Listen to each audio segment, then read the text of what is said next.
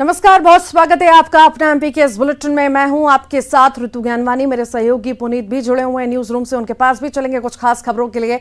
पर सबसे पहले बड़ी खबर की बात करते हैं। सतना से आई हैरान कर देने वाली यह तस्वीर, पशु क्रूरता की विचलित करने वाली तस्वीर सामने आई है। गायों को लाठियों से पीटा गया, पीट पीट कर उफनती नदी में गायों को धकेला गया। 6 लोगों पर मामला दर्ज हुआ है। पशु क्रूरता अधिनियम के तहत मामला दर्ज हुआ है। बड़ा सवाल है, आखिर जानवर कौन है?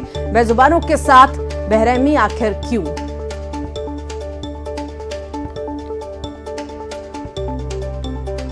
सतना से हैरान कर देने वाली यह खबर सामने आई है। पशु क्रूरता की विचलित करने वाली तस्वीर सामने आई। गायों को लाठियों से पीटा गया, पीट पीट कर उफनती नदी में धकेला भी गया।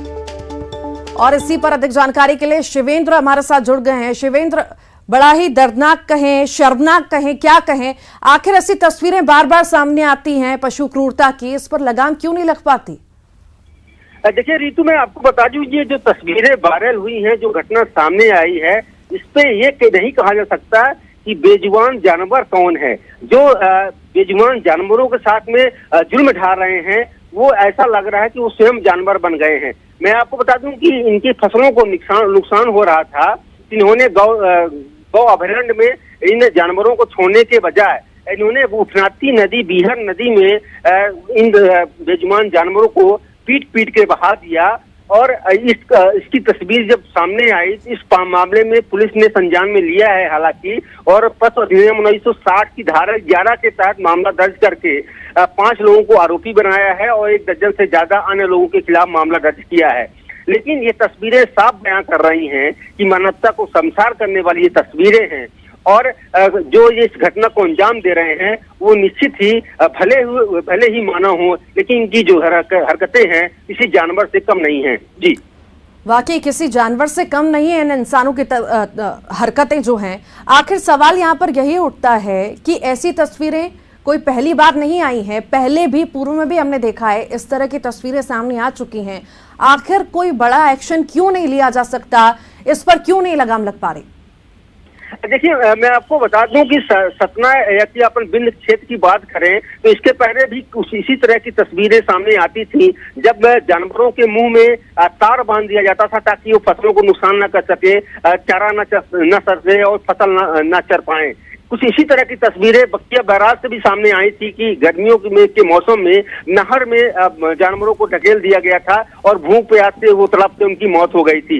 लेकिन कानून में इस तरह के कोई सख्त कानून नहीं बना है जिसका डर लोगों में हो। और धारा जो 1960 के 11 के तहत सिर्फ 2 साल तक की सजा की बात की जाती है, का प्रावधान है। तो ऐसे में कानून का डर लोगों के पास नहीं है और यही वजह है कि इस तरह की तस्वीरें आए दिन सामने आती हैं और मनुष्य जो है जानवर बनता दिखाई देता है। जी ठीक, बहुत शुक्रिया जानकारी को साझा करने के लिए। मनोज हमारे साथ जुड़ गए हैं। मनोज, हमने कई सारी तस्वीरें देखी हैं, स्ट्रीट डॉग के साथ हैवानियत की तस्वीरें हमने देखी हैं, पर जिस तरह की तस्वीर अभी सामने आई है वो वाकई हैरान करने वाली तस्वीर है और कई सारे सवाल यहां पर खड़े होते हैं।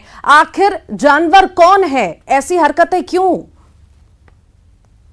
जी बिल्कुल, आपने सही कहा कि आखिरकार मानव कौन है और जानवर कौन है, क्योंकि यदि जिस तरीके से पूरी घटनाक्रम को हम देखें तो इस पूरे मामले में ज़रूर एक FIR दर्ज करके आरोपी को गिरफ्तार करने का काम प्रशासनिक तौर पर किया जा रहा है। लेकिन मानवीय दृष्टिकोण से इस पूरे मामले को देखें तो पशु क्रूरता को लेकर जिस तरीके की तस्वीरें सामने आई हैं वो शर्मसार करने वाली तस्वीरें हैं, क्योंकि ये अधिकार नहीं है किसी व्यक्ति को कि इस तरीके की घटना को अंजाम दे। इस तरीके की क्रूरता वो खास तौर से मवेशियों के साथ करे। यदि फसल का नुकसान हो रहा था तो उसके दूसरे उपाय थे, लेकिन उस ओर ना जाके ये क्रूरता वाला रास्ता जो है वो आरोपियों ने अपनाया। यही कारण है कि इस तरीके की तस्वीर के बाद ये पहला उदाहरण नहीं है, इससे पहले उस नदी के आसपास क्षेत्रों में इस तरीके की घटनाएं होती रहती है। लेकिन ये तस्वीर सामने के बाद ये पता चल गया है कि किस तरीके की घटनाएं आसपास के मवेशियों के साथ, खास तौर से फसल को नुकसान करने वाले जानवरों के साथ कैसा बर्ताव किया जाता है। जबकि इस तरीके से जो घटना करने वाले आरोपी हैं उनको बख्शना नहीं चाहिए, क्योंकि ये तस्वीरें सामने आई उसके बाद आरोपियों को गिरफ्तार करने का काम किया गया, उन पर FIR दर्ज करने का काम किया गया, लेकिन इसके पर्दे के पीछे भी कई तस्वीरें हैं, कई ऐसी घटनाएं हैं जो सामने नहीं आ पाती। तो ऐसे में प्रशासन को एक पूरी रणनीति के तहत जो है आसपास के इलाकों में सख्ती बरतनी चाहिए और ख़ास तौर से उन फसलों पर नज़र रखनी चाहिए जहां पर इस तरीके की मामले जो हैं अक्सर सामने आते हैं, क्योंकि फसल को नुकसान पहुंचाना जो है वो किसान के लिए ज़रूर नुकसान वाली बात है, लेकिन ये तरीका कहीं ना कहीं गलत है। इसको लेके प्रशासन की तरफ से भी गलत जो है, मामला दर्ज बातचीत कर लिया करना गया चाहिए। है, FIR हो गई है, पर सवाल यही कि आखिर इस तरह की हैवानियत कब तक। बहुत शुक्रिया जानकारी को साझा करने के लिए मनोज। भोपाल से बड़ी खबर है, कोचिंग क्लास में छात्रों की पिटाई की गई है। क्लास में टीचर ने पिटाई की, छात्र के पीठ पर शिक्षक ने मुक्के मारे। छात्र की पिटाई का वीडियो भी अब वायरल हो रहा है। MP नगर में ये कोचिंग संस्थान है। वायरल वीडियो की न्यूज़ 18 पुष्टि नहीं करता। छात्र के साथ पिटाई के मामले में कोचिंग संचालक का जवाब भी आया है। कोचिंग संचालक ने अपना पक्ष सामने रखा। एक छात्र ने दूसरे छात्र को अपशब्द कहे थे और इसी बात से गुस्सा होकर टीचर ने पिटाई की थी।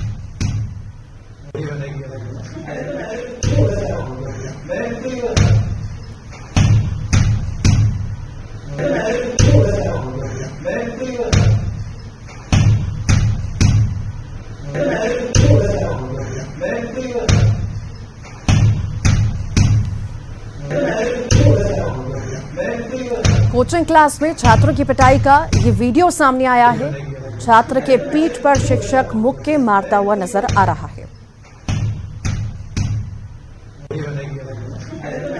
और इसी पर अधिक जानकारी के लिए जितेंद्र हमारे साथ लाइव जुड़ गए हैं। जितेंद्र, जैसी तस्वीर हम देख रहे हैं शिक्षक की, छात्र के साथ मारपीट कर रहा है, मुक्के मार रहा है, आखिर इस शिक्षक को कसाई कहें या शिक्षक कहें? बिल्कुल, अगर ये जो पूरा वीडियो है देखा जाए तो भोपाल के MP नगर के एक निजी कोचिंग क्लास का वीडियो है, जहां पर जो एक छात्र है, आपस में दो छात्रों की जब लड़ाई हुई तो जो टीचर हैं जहां पर उस समय उनकी फैकल्टी से जो बच्चों को पढ़ा रहे थे, उन्होंने अचानक आकर उस छात्र के साथ मारपीट कर दी और मुक्केबाजी की आपको वीडियो तस्वीर नजर आ रही होगी। तो उस तरह से छात्र के ऊपर बेरहमी से उन्होंने पिटाई कर दी। हालांकि जब हमने कोचिंग संचालक से बात करना चाहिए, उनका पक्ष जानना चाहा, तो उन्होंने कहा कि छात्र ने किसी दूसरे छात्र को अपशब्द कहे थे, जिससे गुस्सा होकर टीचर ने इस तरह से पिटाई लगाई। हालांकि पिटाई का अधिकार किसी को भी नहीं है। अब हालांकि सबसे बड़ी बात यह है कि इस पूरे मामले में ना तो किसी तरह की कोई शिकायत की गई। अब देखते हैं क्या बाल आयोग वीडियो देखने के बाद कुछ इस पूरे मामले में संज्ञान लेता है। मगर नीचे कोचिंग संचालक हो या स्कूल संचालक हो, इन्हें सोचना होगा कि ये मासूम या फिर बच्चे हैं, उन पर किसी तरह का अत्याचार नहीं किया जा सकता। वाकई बहुत शर्मनाक है कि अगर ऐसी तस्वीरें सामने आए कि पेरेंट्स भरोसा करके ऐसे संस्थानों में बच्चों को भेजते हैं कि पढ़ाई लिखाई करेंगे और शिक्षक अगर ऐसी वारदात को अंजाम दे तो क्या ही कहा जाए। अभी तक कोई परिजनों की तरफ से कोई स्टेटमेंट या कुछ भी? देखिए, परिजन तो दोनों तरफा से पिसे रहते हैं, क्योंकि उन्हें बच्चों को पढ़ाना भी है और कोचिंग संस्थानों में पूरा मनचाहा पैसा दे चुके रहते हैं और कहीं ना कहीं उन्हें लगता है कि बड़ी मुश्किल से तो बच्चे का एडमिशन हुआ है, तो वो इस पूरे मामले में एक्शन नहीं लेते हैं। और ये पूरा जो मामला है थाने तक भी नहीं पहुंचा। इस पूरे मामले को लेकर परिजनों ने कुछ अपना पक्ष भी नहीं रखा। मगर जो टीचर होते हैं उन्हें सिर्फ ये ध्यान देना चाहिए कि बच्चों पर पढ़ाई को लेकर दबाव बनाया जा सके, बाकी मारपीट या उनके साथ किसी तरह का अत्याचार या शोषण न किया जाए। जी, बहुत शुक्रिया जितेंद्र।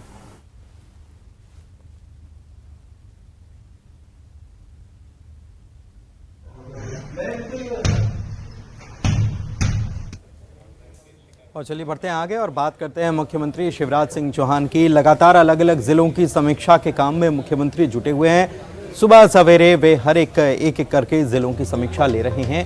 अभी हाल ही में उत्तर प्रदेश का दौरा उनका था। उत्तर प्रदेश का दौरा समाप्त कर आज सोमवार के दिन जब सुबह मुख्यमंत्री लौटे तो उन्होंने शहडोल जिले की समीक्षा की है। इस दौरान सीएम ने बेहतर काम करने वाले अधिकारियों की तारीफ की।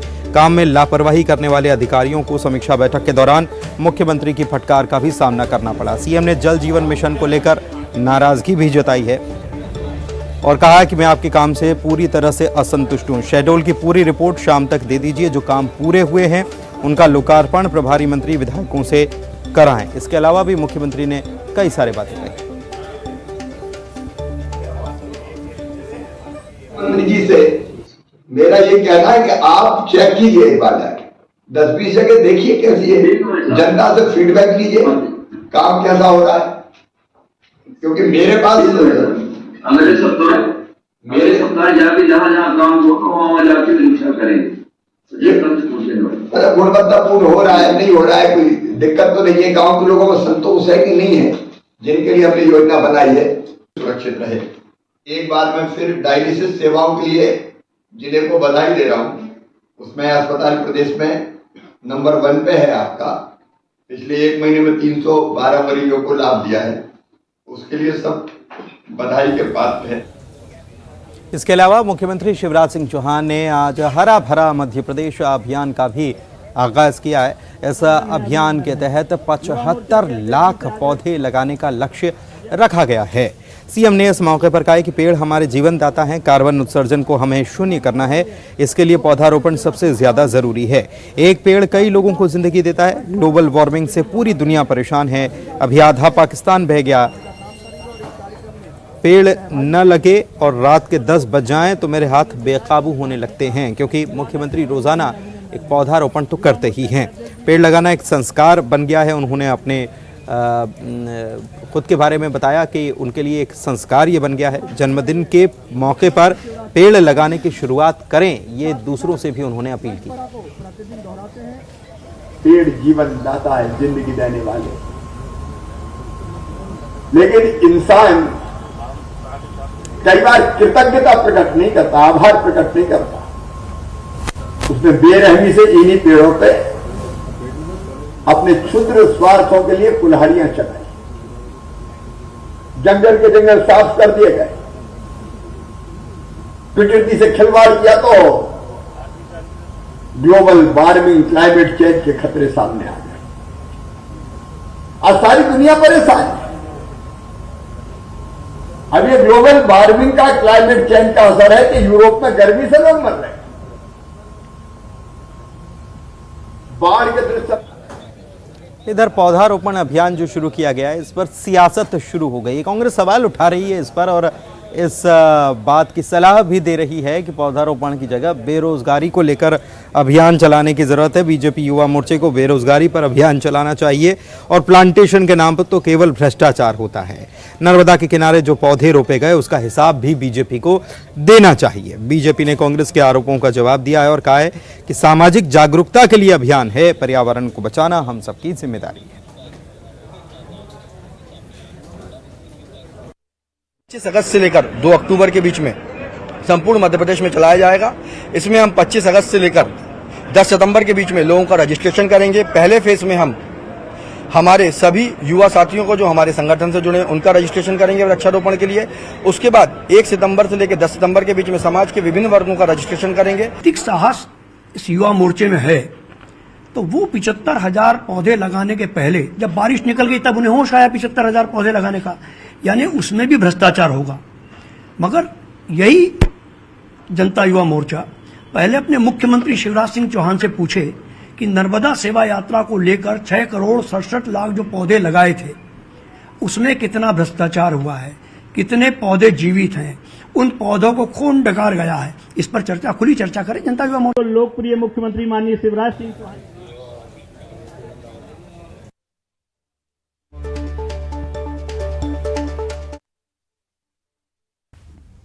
रायपुर से बड़ी खबर है। सरकारी स्कूलों के रखरखाव के लिए 500 करोड़ स्वीकृत किए गए हैं। मुख्यमंत्री भूपेश बघेल ने राशि स्वीकृत की है। सीएम भूपेश बघेल ने मुख्य सचिव को निर्देश भी दिए। सभी स्कूलों में बिना रुकावट की पढ़ाई होगी सुनिश्चित। बारिश के बाद स्कूलों की मरम्मत का कार्य शुरू करें। सरकारी स्कूलों के रखरखाव के लिए 500 करोड़ स्वीकृत किए गए हैं। सीएम भूपेश बघेल ने यह राशि स्वीकृत की है। सीएम भूपेश बघेल ने सचिव को इसके निर्देश भी दे दिए हैं। सभी स्कूलों में रुकावट के बिना पढ़ाई हो। बारिश के बाद स्कूलों की मरम्मत का कार्य भी जल्दी शुरू हो।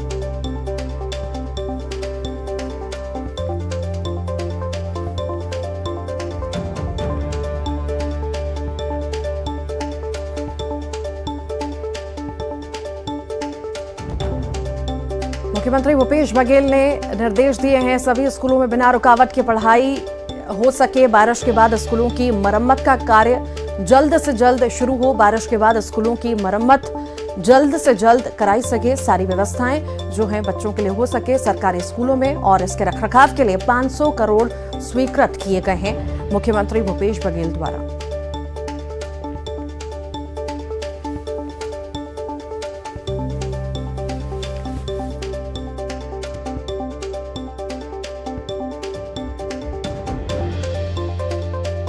और चलिए बढ़ते हैं आगे और बात अगली खबर की करते हैं। सागर से एक चौंकाने वाला मामला सामने आया है। सागर में दरअसल मानव तस्करी का मामला एक बार फिर से सामने आया है और यहाँ पर एक लड़की का सौदा 30,000 रुपये में किए जाने की बात सामने आई है। घर से भागी लड़की को स्टेशन से उठाकर 30,000 में बेचने का आरोप है। पीड़िता को मोती नगर के करीला में महिला के घर से बरामद किया गया। इसको बंधक बनाकर रखा गया था और शादी के नाम पर बेचा गया था। इससे 2 बार दुष्कर्म किया गया। इसके बाद पुलिस ने इस लड़की को बाल आश्रम भेजा है। 4 लोगों को हिरासत में लिया गया है।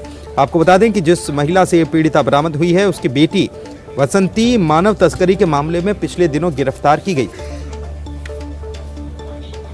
ये जैसी नगर का जो मानव तस्करी का मामला हुआ था पूर्व में, जिसमें 2 बच्चियां दस्तयाब हुई थी, उसी मामले में हम लोग लगातार विवेचना दौरान ये बात आई कि बसंती के घर में एक बच्ची है जिसको ये लोग ने अपने घर में रखा है। जब इस दौरान हम लोग इनके घर की तलाशी और पूछताछ की तो एक बच्ची इसके घर से दस्तयाब हुई।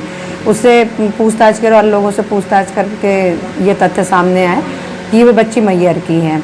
जो कैसे आई इस संबंध में और चलिए बात करते हैं जबलपुर की और यहाँ से 2 तस्वीरें आपको दिखाते हैं। हादसे की तस्वीरें हैं और ये हादसा स्कूली बच्चे जब जा रहे थे, स्कूल जा रहे थे, इस दौरान ये बच्चे हादसे के शिकार हुए हैं। इसमें 12 बच्चे जख्मी बताए गए हैं। बताया जा रहा है कि बाईपास के पास ये स्कूल बस जो है ये पलट गई। 12 छात्राएं इसमें घायल हुए हैं।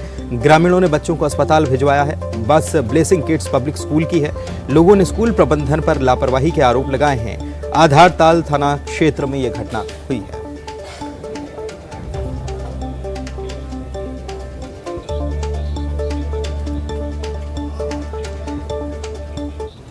लोग लापरवाही से गाड़ी चलवा रहे हैं और बस की कंडीशन बहुत ज़्यादा ख़राब है। बस की कंडीशन इतनी ख़राब है जैसे कबाड़ से चला रहे हैं। बच्चों को बोलते हैं कि नए कपड़े पहन के आओ आप, और उसके बाद भी ये गाड़ी की इतनी कंडीशन है कि बच्चों को बहुत ज़्यादा लग गया है। 10-12 बच्चे घायल हो गए और इन लोग बोल रहे हैं कि कुछ नहीं हुआ। और ड्राइवर भी अपनी मतलब सही संतुलन में नहीं है। वो भी ऐसा लग रहा है कि दारू वारू पिए हैं। उसका भी जाँच